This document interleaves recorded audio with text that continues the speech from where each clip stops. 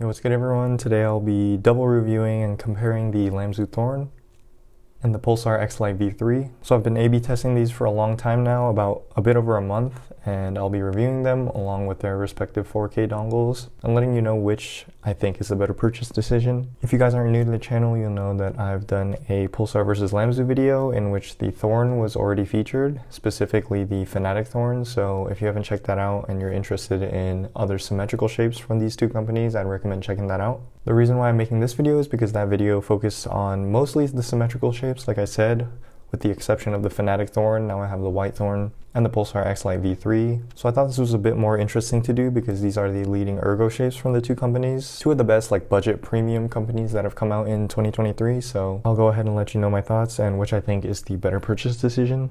So just to start off with disclaimers, I purchased both of these devices and they're 4K dongles. Nothing's been sent out to me, so I have no reason to lean towards one company or the other. I'm just giving you my thoughts based on my testing. And with that, we'll also start with the prices. So the Thorn is going to start at $94 along with a $14 dongle that'll cost you about $108 before tax. Over here on the PULSAR side, you have a $99 base mouse and a $20 dongle, so that'll run you about $120 before tax. Starting with the build quality, if you've already seen my LAMZU versus PULSAR video, I do like the build quality of both, but I do think there are certain trade-offs. First trade-off is that the Thorn feels like the plastic is a bit cheaper. I don't know if that's actually correct or it's because of the lack of a coating, but the LAMZU does give you a smooth touch finish. But I can just kind of feel like the plastic is a bit cheaper when you click, when you squeeze the mouse, when you grip it. Whereas on the PULSAR, the coating is there, and the coating is one of the top tier coatings. I said before in the video that PULSAR is up there with the highest tiers. I'm gonna have to disagree with myself there and kind of adjust. It's up there, but I still think something like the Zowie or the Death Adder V3 Faker Edition is still the top of the top. PULSAR is up there, but just under there. As far as the reinforcements go, the Thorn has a very wide PCB so that nothing flexes because the pressure goes to the PCB. PULSAR does something kind of similar, but there is a tray holding the PCB. So it's kind of like a two-step version of the Thorn, which means it's actually a bit less reinforced than the Thorn, but nothing meaningful. So surprisingly, technically, the build quality goes to the Thorn, even though I feel like the plastic is a bit cheaper here, but the premium coating is better on the PULSAR. So those are the trade-offs. As far as the clicks go, I think both of them are very good.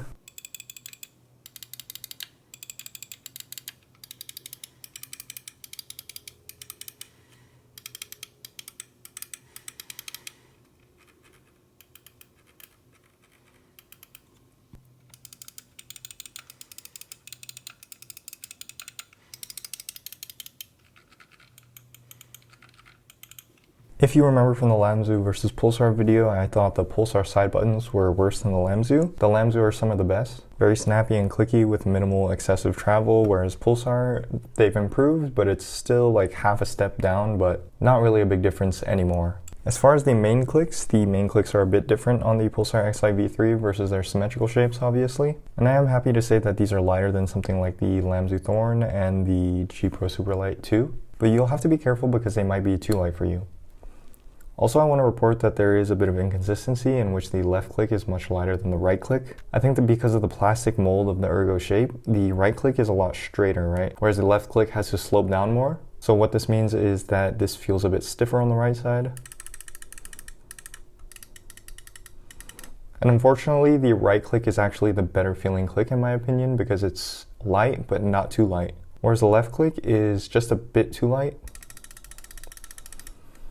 Also, if you are playing TAC FPS on a lower sense, which most TAC FPS players do, when you do a wider swipe, you might find yourself accidentally right-clicking. So that means if you're playing Valorant, then you might find yourself ADSing on accident, which is something you want to avoid, right? Whereas on the Thorn, the clicks are stiffer, but not too stiff. A good bit of actuation force down from the Superlight 2, in my opinion, and makes for a good middle ground, along with no accidental right-clicks, even if you're playing on low sense.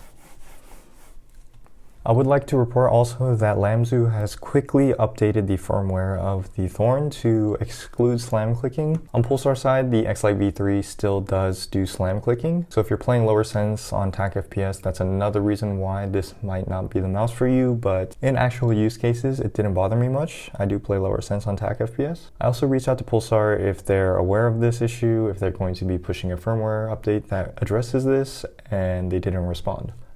So that's still in the air, unfortunately. So I will have to give the edge of firmware and, kind of staying on top of things to LAMZU again. As far as the performance goes, we'll talk about the performance and the 4K dongles. So the performance is going to be the same. According to House Gaming, who does a bunch more specific latency tests, the PULSAR XLite V3 and the LAMZU Thorn, they're both going to be using a 3395 with a Nordic MCU and a default CompX firmware solution. The only caveat here is that, like I said again, the LAMZU Thorn has been updated to prevent slam clicking, so you don't have to worry about that. And these both have 4K enabled with their respective dongles. If you forgot, LAMZU's 4K dongle is $14, PULSAR's is $20. When you plug PULSAR's in, this will flash blue. LAMZU's has no LED.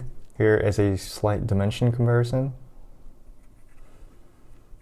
What I don't like about these dongles is that none of them give you battery information, which would be useful. And I've also heard that these mice don't have any kind of battery gauging hardware. So what the software is telling you could be an absolute guess as to what the battery life actually is, but in usage, you get about 3 to 5 days of gaming, with exceptions on each end of that range, depending on your usage. That's how I felt it is over the past month of testing. I've been playing a lot of finals. So yeah, would like to see battery indicators on the dongles next time, especially because we're paying an extra premium for these. Of course, I'm less happy about it on the PULSAR because it does have an LED inside of it and it does nothing besides being on.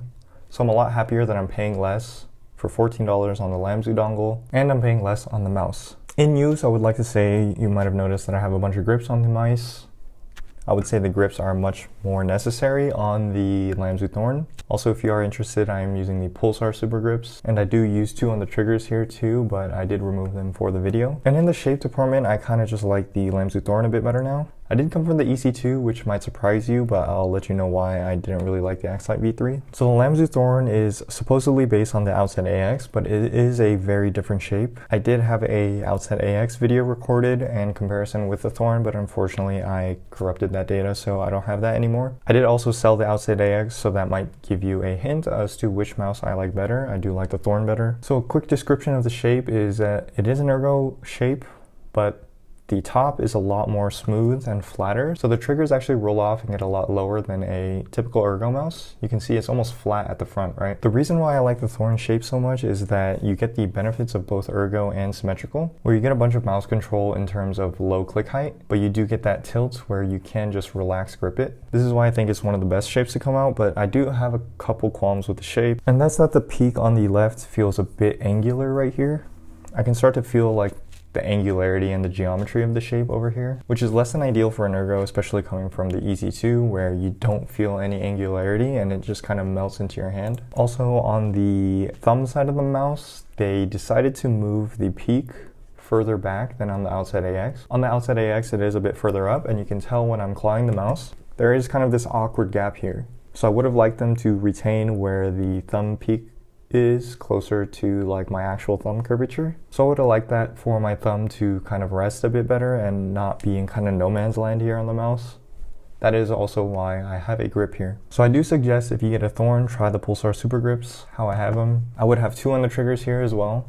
1 for the thumb, half a piece for my ring finger, and then a piece for my pinky finger. I then also knuckle claw it, so my palm actually isn't touching. So if you've heard of like the trend of smaller Ergo mice like the EC3C and the Stormbreaker, the reason why those are great shapes is because you get a relaxed Ergo claw grip, but you can still move the mouse around in your fingertips. This will give you a bit more precise tracking and micro adjustment, so that's why I like the shape. On the EC2, I do have a bit more palm contact and I can't really retract my fingers as much. So the micro adjustments downwards are going to kind of be more arm focused rather than finger and wrist focused. As for the PULSAR XLite V3 shape, the reason why I kind of don't like it is, first of all, it feels a bit unstable. As you can see, I can kind of move this thing around. You might think, oh, it's because I'm on a pad, but even if I move the pad, You can see the base of the mouse just has a bit of give to it. Pair that with softer artisan pads, which are my favorite pads, the X-Soft. It's just a recipe for disaster, and it kind of eliminates the stability that I enjoyed with the EC2. This might be a unit defect, but I can show you that the Thorn doesn't move at all in a similar fashion.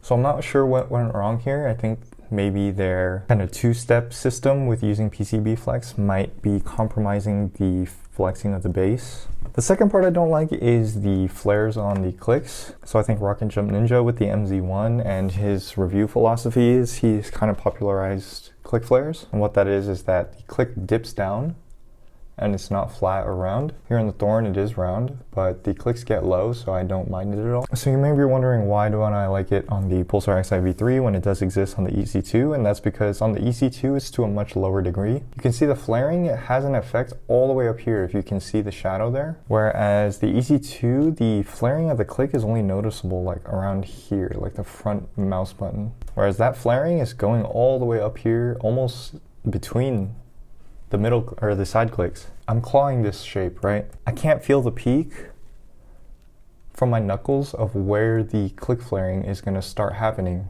Whereas on the XLite V3,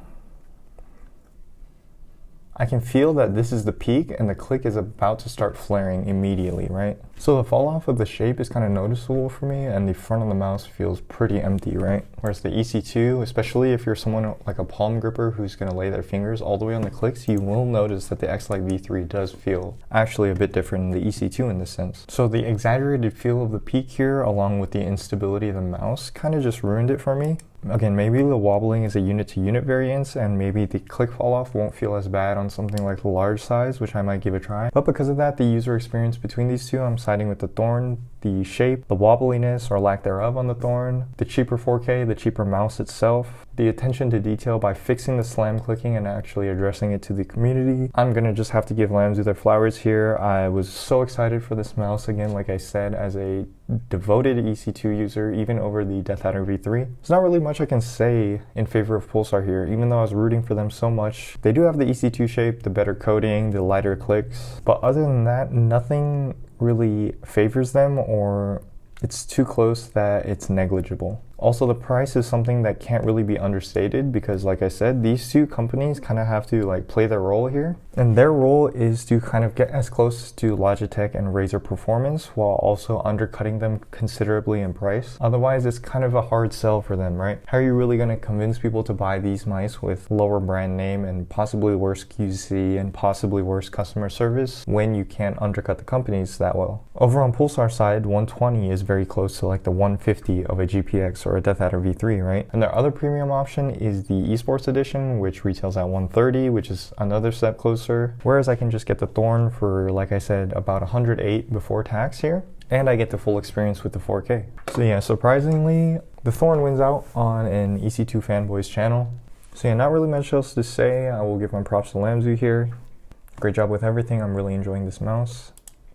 So yeah, see you for the next one.